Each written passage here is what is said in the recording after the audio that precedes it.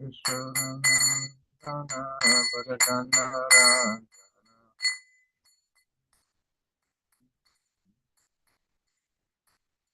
Yashodanandana Bhajajanarandana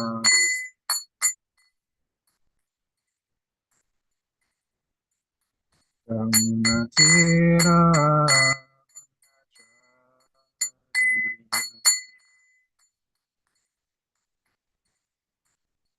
Yamunatira Chari Jaya Ramadava Kunja Vihari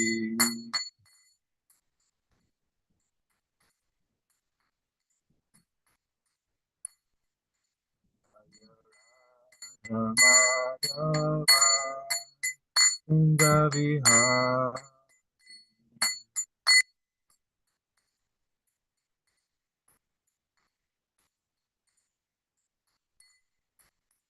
Idanavalava Girivarada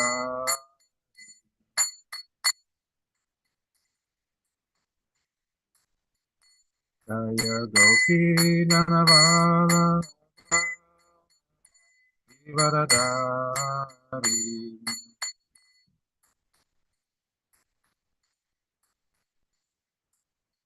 Yashodanandana Bhajajanarandana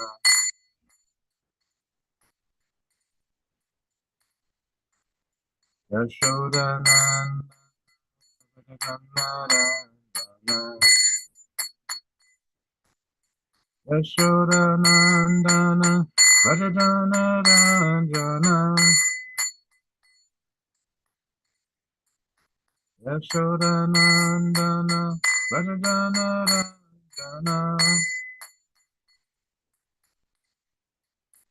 Yamunatira Chari Yamunatira Chari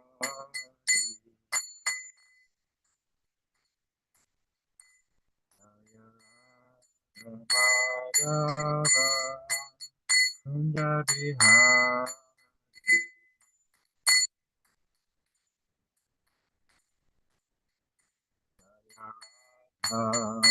Madhava Kunja Vihari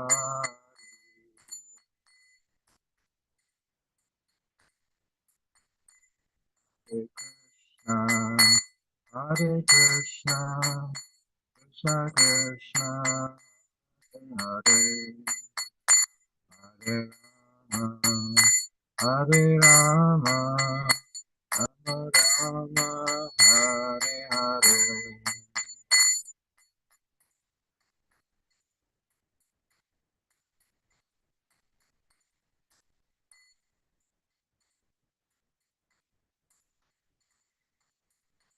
Hare Krishna Hare Krishna Krishna Krishna Hare Hare Rama Hare Rama Rama Rama Hare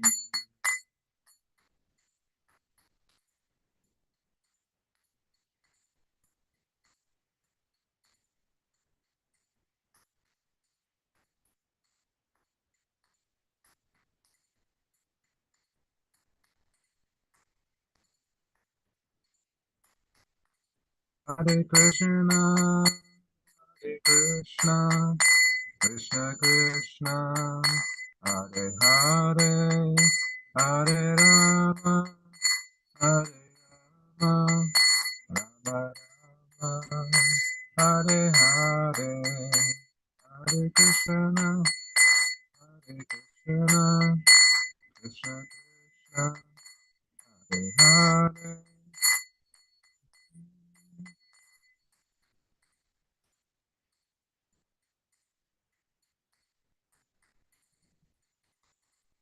Hare Krishna, Hare Krishna, Krishna Krishna, Hare Hare, Hare Rama, Hare Rama, Rama Rama, Hare Hare.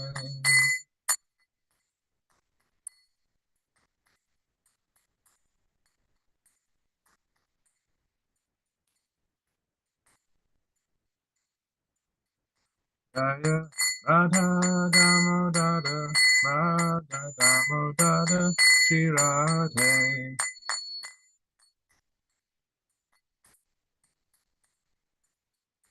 Jaya Radha Damodara, Radha Damodara, Sri Radhe.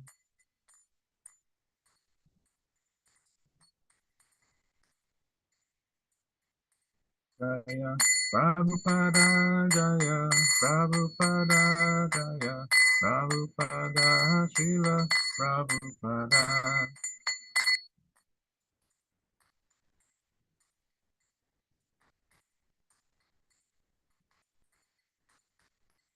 Jaya Gurudeva Jaya Gurudeva Jaya Gurudeva Jaya Gurudeva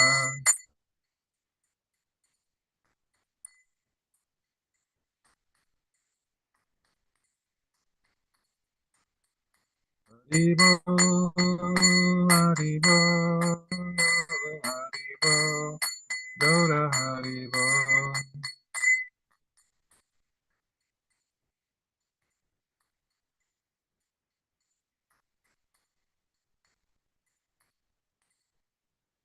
I am Vishnu Pad Paramahamsa Privadikacharya, Astotara Satashu Sriman's Divine Grace and Sri Bhaktivedanta Swami Srila Prabhupada Ki Jai. I am Vishnu Pad Paramahamsa Privadikacharya, Astotara Satashu Sriman's Divine Grace Bhakti Siddhanta Saraswati Goswami Maharaj Srila Prabhupada Ki Jai.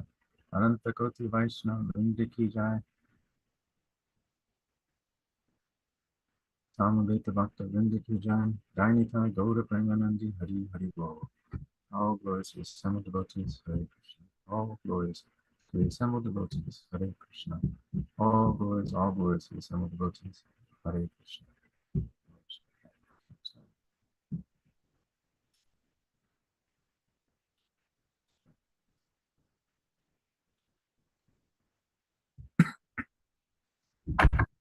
All right, devotees, thank you all for joining today for our snowed in program. Begin by doing our invocation mantra for Chaitanya Charitamrita.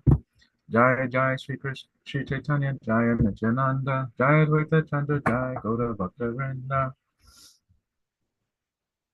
Jaya Jaya Shri Chaitanya Jaya Nityananda Jaya Advaita Chandra Jaya Gaura Bhakta Vrinda Jaya Jaya Shri Chaitanya Jaya Nityananda Jaya Advaita Chandra Jaya Gaura Bhakta Vrinda. So we are gathered today to discuss the divine appearance of Advaita-Acharya Prabhu.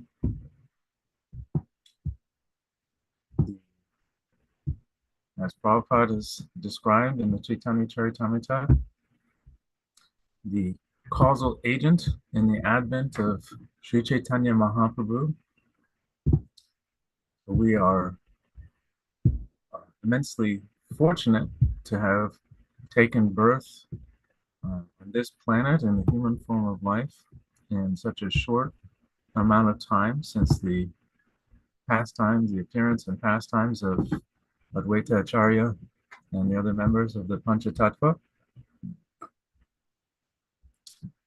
Advaita Acharya appeared about 50 years before Chaitanya Mahaprabhu advented in Navadvip. And as we have learned from the teachings of the Acharyas, that Advaita Prabhu,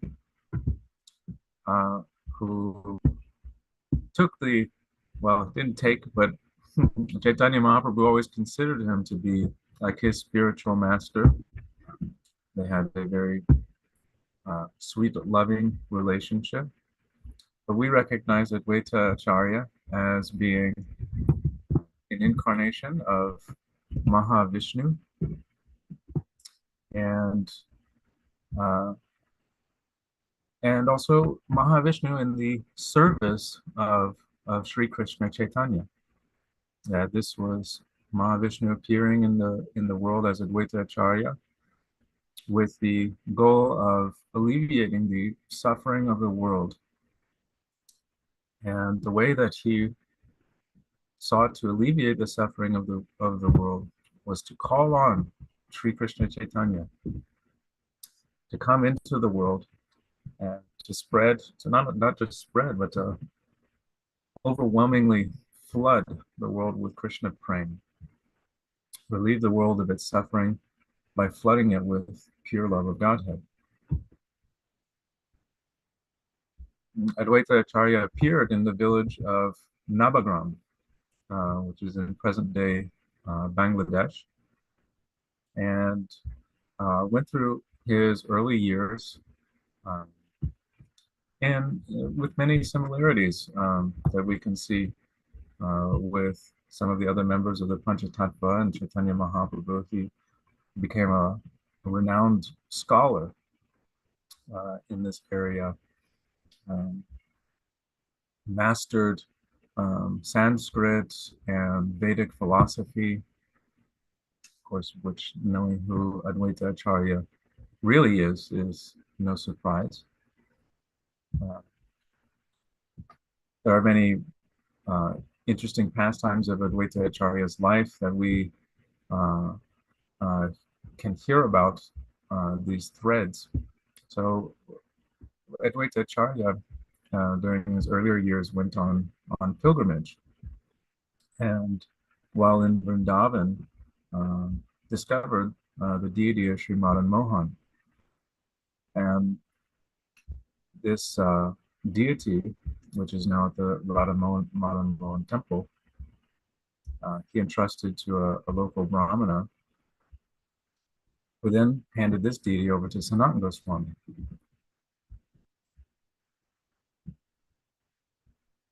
And we see that Advaita Acharya did not stay in Vrindavan. He went back to West Bengal so that he could call on the Lord to come and appear in the material world. And in Chaitanya Charitamrita, it said that his loud calling, his crying for Krishna to come, was the cause for his incarnation. Advaita Acharya did immense penance and austerities on the banks of the Ganga, offering tulsi leaves and Ganges water to Shalagram Shila, begging and praying for Krishna to come into the material world and to alleviate the suffering of all of us conditioned souls. So we have a lot of gratitude for Advaita Acharya for his role in bringing Sri Krishna Chaitanya into the world. Advaita Acharya, as we discussed earlier, was apparently the senior to Lord Chaitanya, and Lord Chaitanya always addressed him as such, calling Advaita Acharya his spiritual master. Advaita Acharya had taken initiation from Madhavendra Puri. And we also know from Chaitanya Charitamrita that Madhavendra Puri is the grand guru of Chaitanya Mahaprabhu. Chaitanya Mahaprabhu took initiation from Ishwari Puri, who was also a disciple of Madhavendra Puri. So in this way, there was this rasa going on between Chaitanya Mahaprabhu and Advaita Acharya, where Chaitanya Mahaprabhu always treated Advaita Acharya on the level of his spiritual master, as they were his Ishwari Puri and Advaita Acharya were disciples of the same spiritual master. But this always perturbed Advaita Acharya. Advaita Acharya, of course, was praying and begging for Krishna to come into the world as Sri Krishna Chaitanya, so that he could offer service to him. Advaita Acharya is the Lord in the incarnation of a devotee. So how unsatisfying for for Advaita-Acharya to have the benediction of Sri Krishna Chaitanya's appearance, and then instead of being able to serve as his subordinate, he's being treated as his elder, as his guru, and put in a position of worship by Sri Krishna Chaitanya. And so this was a very unsatisfying, spiritually unsatisfying dynamic. And we can read in Chaitanya Charitamrita about this this very sweet rasa, which is totally different from anything that we can experience or we will have any kind of material experience of. You imagine being sincerely disturbed that someone else won't allow you to be treated as their subordinate. This is something completely unheard of in the material world and the material dynamics. Typically, at any moment that we feel even a little bit subordinated by someone else, even someone who maybe is rightfully in a senior position to us, we don't want to feel subordinated to them, at least. Even if we maybe we have to accept because of social norms, maybe we have to accept that another person is in a level of seniority. We certainly don't want them to remind us of that and to make us acutely feel our subordinate position. Of course, this is the effect of false ego on the spirit soul, right? That because we are identified with our external body, with our status, it's actually evidence of our insecurity. We're feeling insecure in our position in the material world, and therefore we need to constantly be asserting ourselves in positions that make us feel some faint amount of material security. Contrast that with this loving dynamic between Advaita-Acharya and Chaitanya Mahaprabhu.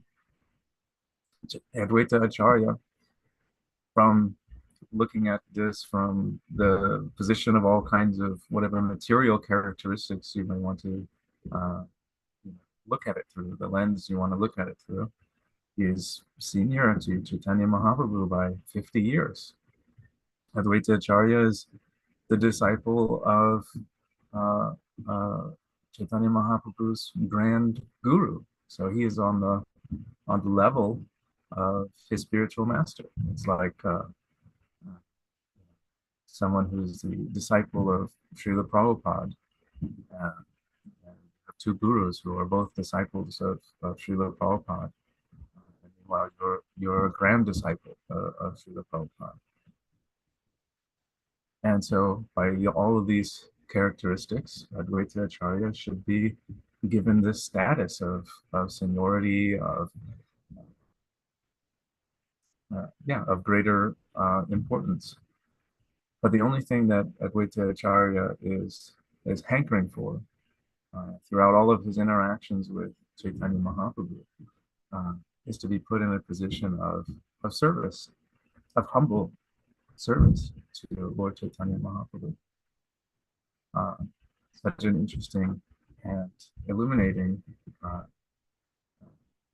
dynamic in these relationships. And of course, this is actually the purpose of the appearance of Advaita-Acharya and the Panchatattva, the Lord appearing as his devotee in order to instruct us on how to be devotees, how to be devotees of Krishna in the sense of how to perform devotional activities, how to understand properly what is essential for devotional service, what is the actual essence of Vedic knowledge. Advaita-Acharya perfectly exemplified this, and we'll talk about that as well. And also how to perfectly relate with other devotees. What is the actual essence of Dibala, of relationship with other devotees.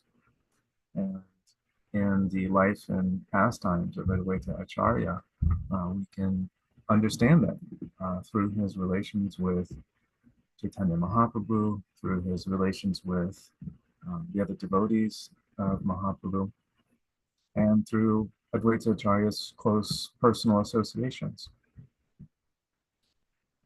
Advaita-Acharya flips, inverts our perverted understanding of relationships and what we consider to be important in relationships.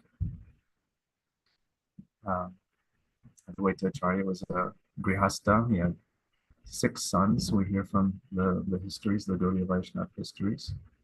3 of his sons are given primary importance because of their adherence to the instructions of Chaitanya Mahaprabhu and the teachings of Advaita-Acharya, and their role in expanding the tree of Chaitanya Mahaprabhu and his, his lineage, his spiritual lineage. We hear about in Chaitanya Charitamrita and Chaitanya Bhagavat, we hear about Advaita-Acharya's son Achitananda, and how glorious his son Achitananda was, and it's described that the branch of Advaita-Acharya's tree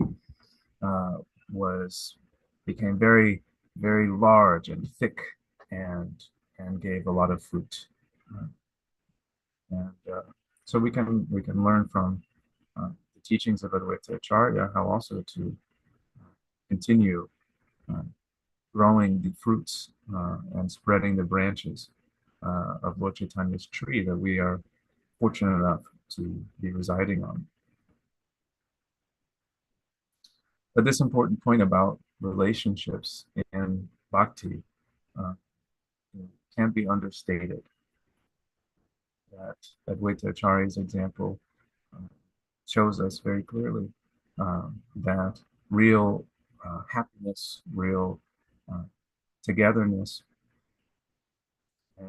and satisfaction comes from having the mood of being one another's servant, humble and joyful servant, regardless of external designations, regardless of considerations of material status and seniority, and that this is the fountain of sweetness, of nectar that we find in relationships, and that we're actually looking for.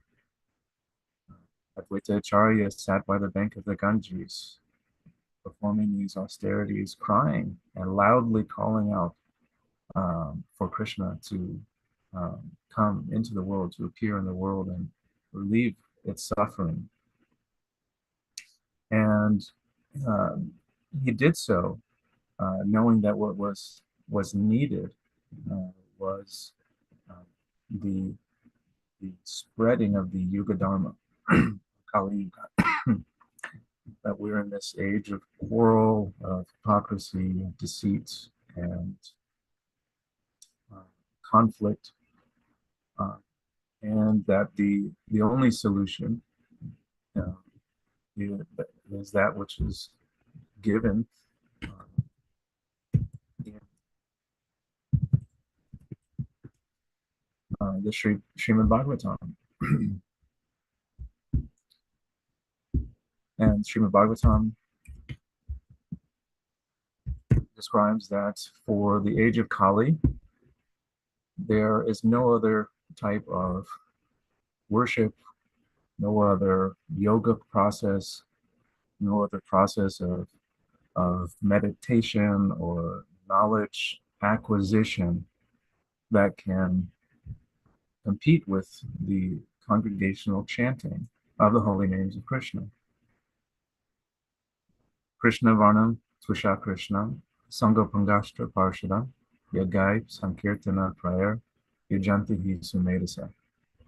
That intelligent persons in the age of Kali will chant together and worship the incarnation of Godhead, of Krishna, through the singing of his names. and that this incarnation of Krishna in Kali Yuga, he won't appear blackish as he did as his form of Shamasundara, uh, but he is Krishna himself, and he's going to be accompanied by his associates, his servants, and his confidential companions. Of course, this verse from the 11th canto of Srimad Bhagavatam is indicating the appearance of Sri Chaitanya Mahaprabhu and also Advaita-Acharya. Advaita-Acharya prayed and cried loudly and incessantly for Chaitanya Mahaprabhu to appear in the world, to establish the Yuga Dharma, and to teach us how to perform the Yuga Dharma.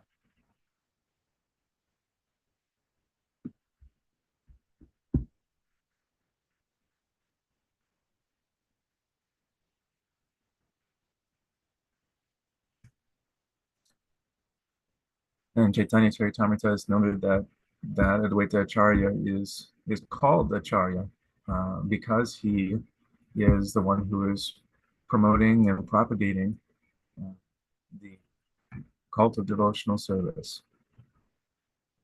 The movement, the Sankirtan movement, is being propagated by Advaita Acharya. In fact, Advaita Acharya laid the ground, he prepared the ground for Sri Krishna Chaitanya's appearance in the world, to make the world ready uh, for Sri Chaitanya Mahaprabhu to come and to enter and to flood it with loving devotional service.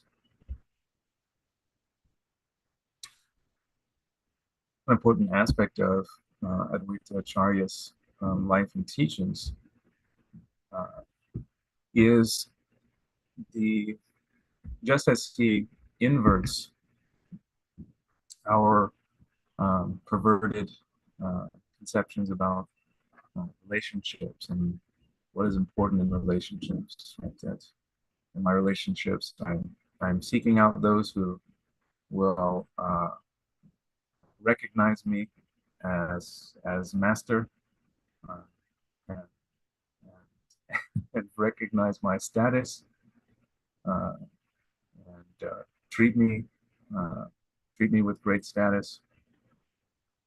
Which Acharya is inverting that. He's saying no, that actually the pleasure, the real nectar, is in becoming the servant in our relationships. Similarly, in the material world, we are not only looking at distinctions based on uh, types of status like seniority, uh, but we are also busy dividing ourselves in groups based on material attributes, skin color, race, sex, occupation, wealth, you name it. Innumerable divisions we have created to make distinctions, form tribal groups. I belong to this group, you belong to that group, my group is better than your group, you are lesser because you belong to that group. This person looks differently than I do, this person speaks differently than my group does. Therefore, my group is superior to the others. My group is worthy of uh, this type of treatment, and that group deserves lesser. These characteristics are not new to material life, as we also understand in the time period of Advaita Acharya's appearance and the pastimes of Chaitanya Mahaprabhu. The residents of West Bengal were living under an occupation, occupation of Muslim rule in that area, and there was division based on whether you were a Muslim or a Hindu, whether you were maybe despite whether you were a Hindu or not. There were divisions amongst Hindus. You belong to this caste or this subcaste. Uh, your family performs this occupation. My family performs this other occupation. We are superior to yours, and so on. And people's value uh, was dictated uh, in a sense by their uh, uh, tribal belonging. Advaita-Acharya fully rejected this. And we can hear from Chaitanya Charitamrita several examples from Advaita-Acharya's uh, behavior from his lifetime, where just as he showed us the true uh, uh, relationships in bhakti and what real relationships are based on in bhakti, he also showed us what is really important about the value of a person. Uh, it's accounted in Chaitanya Charitamrita as well as in Chaitanya Bhagavat in the assembly of Brahmanas. Advaita Acharya was well known for hosting programs of congregational chanting and Vedic philosophy gatherings for discussions. And as customary, whenever there is a gathering, we also do this in our temples as well, right? We show respect to seniors. We show respect to persons of authority and recognition whenever we are performing some kind of a function. So also at this time as well, this was customary that whoever was the most senior brahmana, whoever was a person of uh, most respect and authority, would be recognized at a function. And so uh, Advaita Acharya hosting one of these functions, there was with him his close friend and associate, Haridas Thakur. We know about the life of Haridas Thakur, the glorious life of Haridas Thakur, that like Sanatana Goswami and Rupa Goswami, although they were not born Muslims, Sanatana Goswami and Rupa Goswami took on the occupation of Muslims in the Muslim government and were considered to be tarnished by that. Haridas Thakur himself was born into a Muslim family and was converted to Bhakti Yoga later in life. The the caste Brahmanas of the time considered that Haridas Thakur could never be on a position equal to those of the caste Brahmanas, having taken birth in a low family, a family of meat eaters.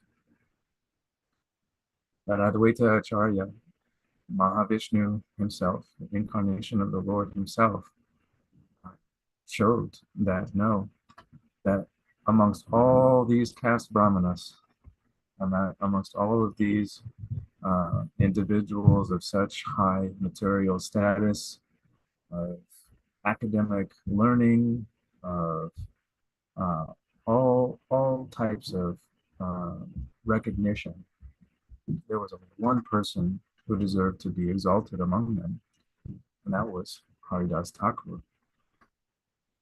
And the reason that Haridas Thakur was exalted by Advaita Acharya amongst all of these materially high status individuals was for the sole reason that Haridas Thakur was completely and solely dedicated to the chanting, the devotional service of Shravanam Kirtanam, of hearing and chanting the holy names of the Lord. And that this quality was the sole, most important pinnacle quality of a Brahmana and a Vaishnava. And that regardless of one's material status, regardless of one's birth or one's occupation, one's level of academic learning or scholarship, that the only feature that was considered to be truly important is one's dedication to Sri Nam. And for that, there is no competition for Haridas-Thakur. And I think this lesson from Advaita-Acharya is very true for us uh, in our current day and age. Uh, because of material conditioning, there's always a tendency to regress towards material conditions. And it's constantly important to remember this primary uh,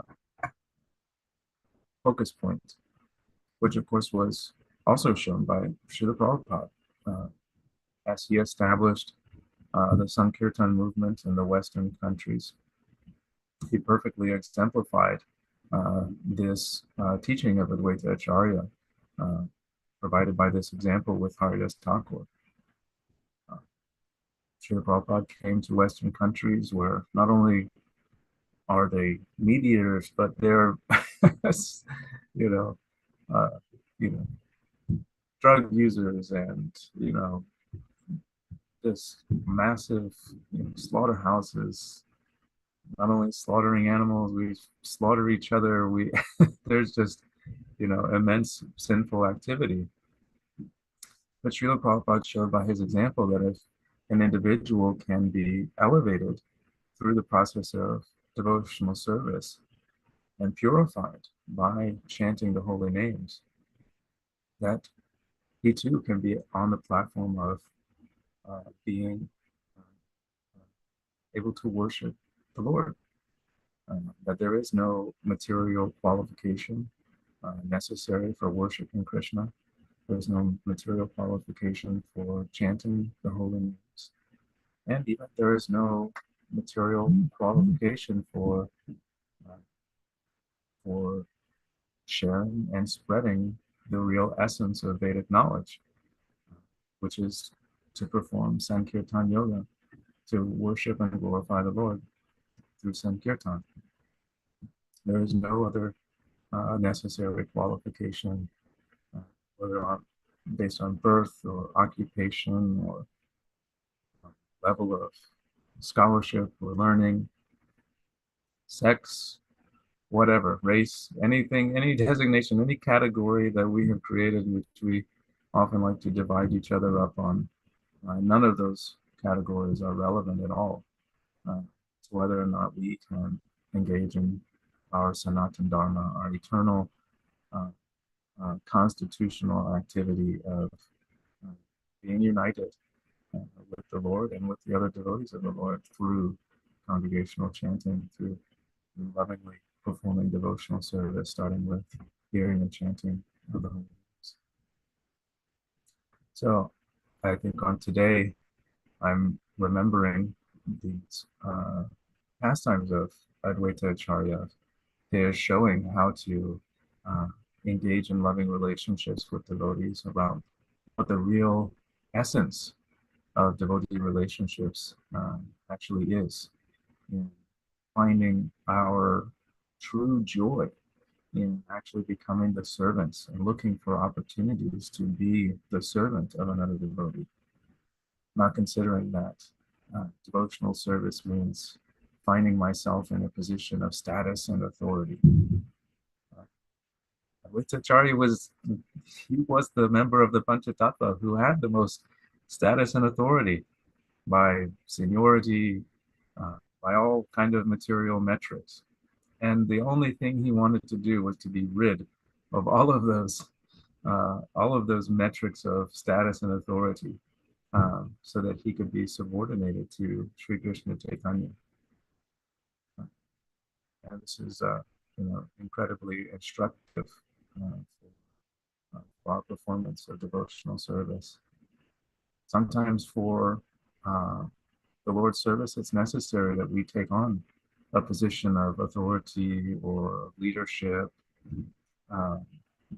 and it is incredibly important in those positions for us to remember that that actually the only thing that we want is to be of service to others. Otherwise, the rasa is tainted. We won't taste the actual joy of the devotional service that we perform. And what a loss! What a terrible loss for us to be in that position. So we must take on the lessons of Advaita-Acharya as he instructed us about relationships, and also as we go out into the world and as we understand world dynamics. We live in a very conflicted time with all kinds of uh, chaos and disturbances, social disturbances of all manner, interpersonal disturbances and intrapersonal disturbances.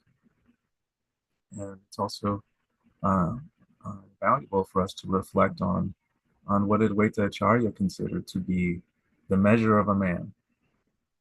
The measure of a man is not based on any kind of external designation, but rather on a person's dedication, their level of dedication and devotion to the holy names and to the Yuga Dharma. And so uh, I think I'll leave it there for us to reflect on today for the appearance of Advaita Acharya. I'll also have a few minutes here before the next part of the program. So if anyone has maybe some additions, corrections, or other areas of uh, feedback that you'd like to give, or questions maybe about anything from the class, um, really grateful to everyone who's showed up. There's quite a lot of people here on the class today, so thank you all for encouraging me by being present and listening. And if there's anyone who would like to add anything.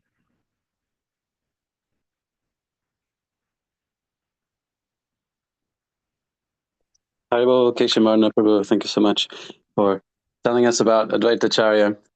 I don't have any questions really. It's just so nice to hear about the Lord's forms, and I was especially relishing how you're describing that Advaita-Acharya would chant, calling Lord Chaitanya, who would just chant very loudly. We can imagine. I don't know if the description is there in Chaitanya Charitamrita, but calling like in a pitiable way, loudly. And it reminds me that, sometimes we should do that too. I can't remember the last time I chanted japa, like just calling out, most of them just muttering away and making sure a few people can see me doing it. But to really call out like Advaita-Acharya is, it's a privilege. And that we have these examples, the Lord himself showing us how to do it, is just such a privilege that we have access to that sort of intense spiritual emotion. So I'm appreciating your reminding us about the ecstatic love felt by Advaita-Acharya and the success in his chanting. Thank you so much. Hare Krishna. Thank you, Yashodhara. Yeah, I think it's really important. I mean, how badly do we feel the need for Lord Chaitanya to appear? Do we think that the world has so much improved in the last 500 years that we don't need Lord Chaitanya to appear as much as Advaita Acharya felt the need for him to appear, such that he was on the bank of the Ganges? And yes, the Chaitanya Bhagavat, I believe, describes that he was crying, loudly calling and crying for the appearance of Lord Chaitanya. So when we chant, do we feel the absence of Lord Chaitanya? Do we feel the need for Krishna to appear so much that we are moved to loudly and with real feeling call for him to appear, not just in the world for everyone else, but also for us, for our own salvation and upliftment.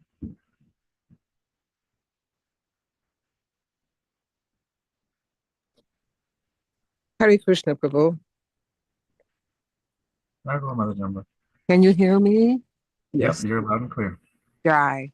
Thank you for a wonderful class. I was just thinking about just the personality of Advaita-Acharya. He was somewhat of a prankster, and he liked to play pranks on Lord Chaitanya. Like the one time when I think he tricked Chaitanya Mahaprabhu into going to Shantipur. Hmm. Uh, I think you're thinking of Lord do you Nityananda, or Lord Nityananda? Yes, but he tricked him to go to Advaita Acharya's house. yes, Yeah. exactly, But he exactly. was in on it. He was Under, definitely in. under the pretense that he would just have, he thought he was in Vrindavan. Um, Yes. yeah, I thought that was a really funny pastime, especially when he um, tricked him into taking mounds and mounds of prasad.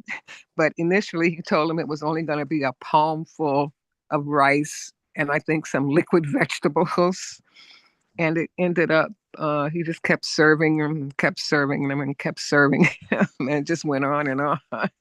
So, yeah, he was definitely a prankster. Yes, yeah. Advaita Acharya and Lord Nityananda were often in on their devices together to uh, break Lord Chaitanya out of his renounced sannyasi mood and get him into his mood as the Supreme Personality. There was Right. one instance that I didn't bring up in detail. I was just mentioning in general, but there was one pastime with Advaita Acharya, as I mentioned. He was always trying to find a way to subordinate himself to Lord Chaitanya. He wanted Lord Chaitanya to treat him as his servant. And Lord Chaitanya was always glorifying Advaita Acharya. He was always calling him his spiritual master, and always treating Advaita Acharya with this position of status and authority. Of course, Lord Chaitanya is instructing us. He's giving us the example of how to treat other devotees. Right. But Acharya was thinking, how do I trick Lord Chaitanya into chastising me? Like spiritual master chastises a disciple. So Yes. what he did is he in a gathering of devotees, Advaita Acharya started expounding Mayavadi philosophy. There's a particular flavor of Mayavadi text at that time, Yoga Pratishta, and Advaita Acharya was loudly expounding the veracity of this Mayavadi philosophy, trying to agitate Lord Chaitanya Mahaprabhu to get him to chastise him. And he Right. was successful. Lord Chaitanya did. He chastised him for you know expounding this Mayavadi, this offensive, disturbing Mayavadi philosophy. And so Lord Chaitanya chastised him, and Yeah. Advaita He was Acharya, so pleased. he was so joyful that, oh, we just see. If I, only I we could have that same mood when we're chastised. why don't I feel so much joy when I'm being chastised by another devotee? Yes. Right? Hare Krishna. Thank you so much, Prabhu. I don't know. Mother Revati? Hi, Krishna Prabhu. I just have a question. I have heard so many times about Advaita-Acharya being the incarnation of Mahavishnu, but I'm wondering who revealed that and when it was revealed. If the devotees that were his contemporaries understood him in that way, or if it was only later that it was revealed. I don't remember learning that. So do you know anything about that? I don't know the details. I mean, I would imagine it wasn't. I don't. I don't. I could just speculate. I'm sure maybe there's another scholar in the class who would know in more detail. But we certainly know from Chaitanya Charitamrita itself that Krishnadas Kaviraj understood that Advaita Acharya was the incarnation of Mahavishnu. And there are other Vaishnava texts as well that consider him to be the combined incarnation of Sadashiva and Mahavishnu. Um, So, but at least from Chaitanya Charitamrita and Chaitanya Bhagavat, we do hear directly that Advaita-Acharya is understood to be an incarnation of Mahavishnu. I don't know if anyone else has some clarification on that point.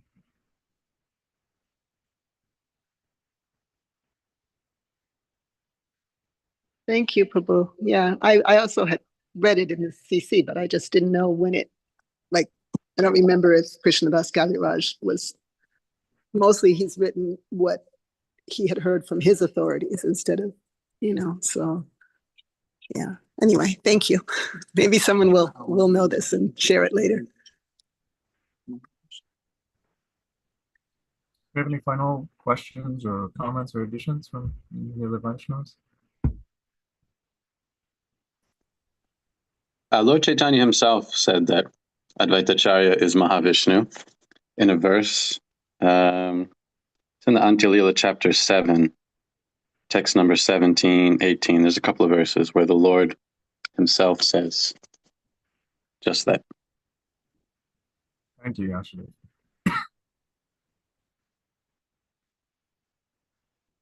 Okay.